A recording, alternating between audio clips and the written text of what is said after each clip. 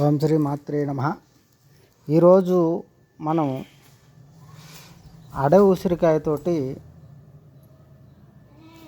అడవి తేనె అడవి ఉసిరికాయతోటి ఉసిరికాయ భావన చేస్తున్నాము.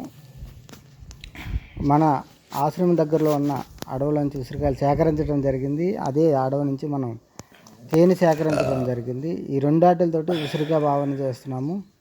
ఉసిరికాయ భావన ఎలా అంటే, అడవి నుంచి ఉసిరికాయలు తెచ్చి శుభ్రంగా కడిగేసి ఆరబెట్టి అందులో మురికి లేకుండా కడిగి శుభ్రంగా తుడిసి ఎండబెట్టిన తర్వాత ఒక జాడీ తీసుకుని జాడీలో సగం ఉసిరికాయ వేసి సగం తేనె పోయాలి, అడవి తేనె.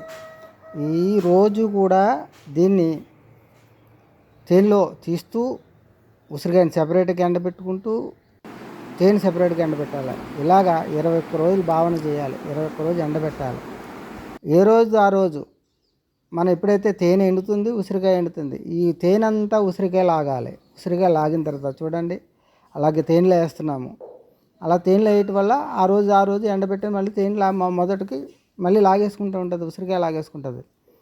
ఇలా చేయటం వల్ల ఆ తేనెలో ఉన్న ప్రాపర్టీస్ ఆ ఉసిరికాయలోకి వెళ్ళిపోతుంది. తేనెలో ఉన్న గుణాలన్నీ, సహజ గుణాలు అందులోకి వెళ్ళిపోతుంది. ఇది ఎండిపోయిన మొత్తం 21 రోజు ఎండిపోయిన ఉసిరికాయ.